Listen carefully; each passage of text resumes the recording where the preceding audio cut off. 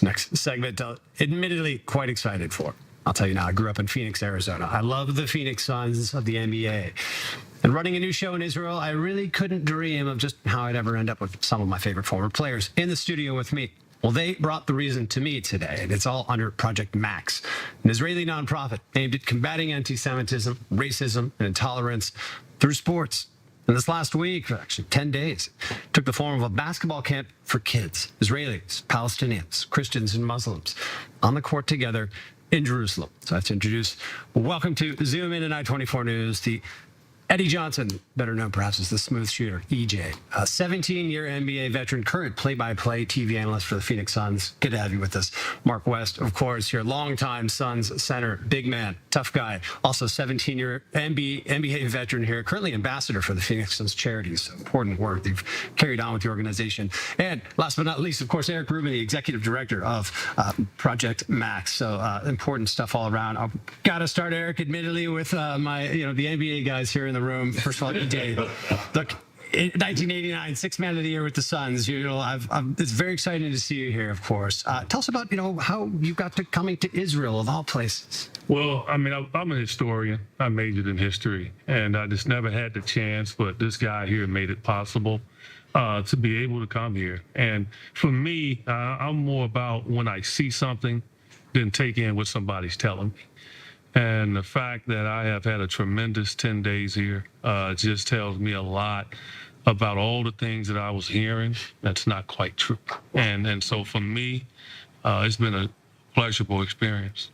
Remarkable. That's a fundamental part, I think, of, how important it is to come to Israel. I want to follow up on that. Mark, I mean, I got to mention basketball, of course. Andrew Lang, the Towers, you guys were in the Suns for a while. I mean, you took on Michael Jordan in the 93 finals, many other guys as well on the court. Look, you're the point man for Suns charities at this point. What brought you to Israel? What does that look like connected to your role with the Suns? I think it's, for me, it's always, my mom raised us to always give back when you can, if you can, however much you can. And then, like Eddie said, we got the opportunity through Eric's meet Eric and having us come out. Participate in something like that, and it stood for things that we stood for. You know what I mean? We try to fight racism where it may show its face, and anti-Semitism wherever it may show up, and we have a platform in which we could do some good, so we do the good. Hugely impactful. This is again amazing, and so heartening to just hear these real sentiments from you guys. And Eric, of course, I mean, tell us about Project Max. I mean, where did this come from, and how'd you get connected to the Suns? So first of all, I started the retirement plan for the NBA in 1998. So I know these guys for 25. A little bit of background there. A little bit of background. I've known them for 25 years. Also, Athletes for Israel, I'm on the advisory board. We bring athletes to Israel who have a platform, like Mark and Eddie said, to make sure they see the country for themselves. And Athletes for Israel partners with Project Max, which was founded by an Israeli AI company, and the Maccabi World Union. The goal is to use sports to combat racism, anti-Semitism, and intolerance. As you know, whether it was the men's French national soccer team that's experienced racism, what happened in Greece with Israelis, or what goes around the world, there's no place for hatred in sports. Along those lines, I mean, coexistence so clearly needed, Eddie, especially among kids. Was that evident to you, being on the court, with these kids? Did it stand out to you like, hey, this is a special experience that these kids are getting that's outside the box for them? And they're knowledgeable, too. I mean, it wasn't like they were just immune to me being there or just the idea of what it takes to play basketball. I saw a drive in their eyes, a dream that maybe I can be an Israeli citizen to be able to make the NBA. And so for me, when you see that look, you want to give them everything that you got. And I think that's what I got out of these camps that I did, and working with Tamir Goodman, who does a fabulous job, and just being around these young kids and just seeing the love for the game. This is, this is universal, basketball is, and it's just great to touch kids from everywhere.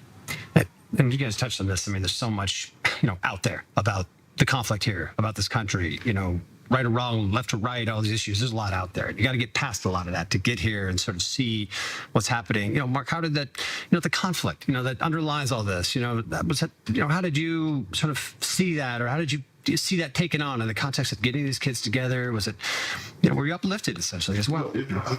Sports is what brings, if look at the NBA, look how diverse it is. I mean, so sports, it kind of throws all that nonsense out of the way. It's about bringing people together and working at a common goal, and putting your differences aside. I think when we did the basketball camp, we could see that the kids, they just want to play basketball. They just want to enjoy, and whoever's on the team, they just want to win a game. They just want to learn a skill, and hopefully that becomes a part of who they are, not just what they do as far as the sport is concerned.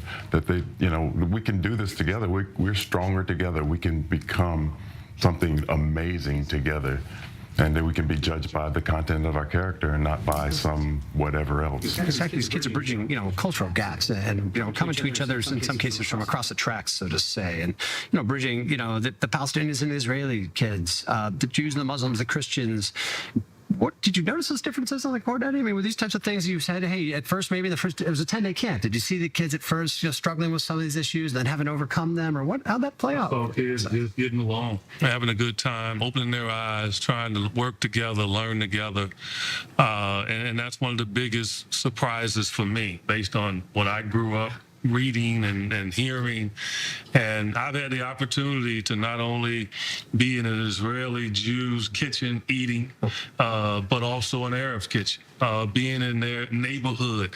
And I want people to know that. They might think I just came here to Israel and I was protected by the strength of this guy. You see how strong he is. But no, I was out among the masses, and I didn't feel any kind of urgency to be alert or feel like I'll be harmed. And I just saw people respecting each other. And to me, that was the biggest surprise, but it was something that I expected. I mean, it's awesome. It's such a success of what you guys have been here doing. So no doubt, you've left an impact on that. And I mean, Eric, in terms of this and bringing the kids you do, I don't know how they're kind of recruited or brought in, but I mean, the level, the opportunity of sports, essentially, to provide opportunity to kids from lower socioeconomic backgrounds, who may not otherwise see a horizon for sort of great success. Do you feel like you're getting to the right kids? Is it hard to get people into these programs? We absolutely are. There's an amazing organization here called the 48ers.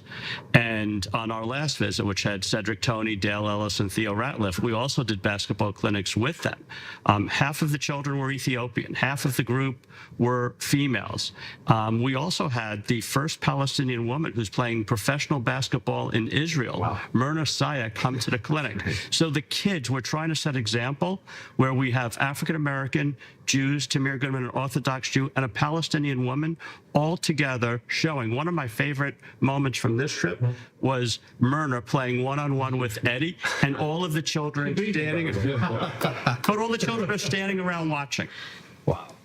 It's inspiring to me just to, hear the impact of this. I understand it from some of my experience on the ground with kids, especially. Extremely powerful. And I know that you left a lasting impact. And I know there's more to come, Eric. So we'll stay in touch in terms of what the project's doing next and the next iterations. For now, EJ, Mark West, it's an absolute pleasure and honor to have you in the studio, especially given the real important work you've done here this week in Israel, the small neck of the woods that I currently call home, although I've always have my eye on the Suns. We got to get your son's jersey. Yeah, I could use it. I could use it. No doubt about that. I'm proud to put that, flag right here, whatever it is. Great to have you guys. Thanks for coming to Israel. Thanks for being part of that program, and thanks for joining us on the program. Eric as well.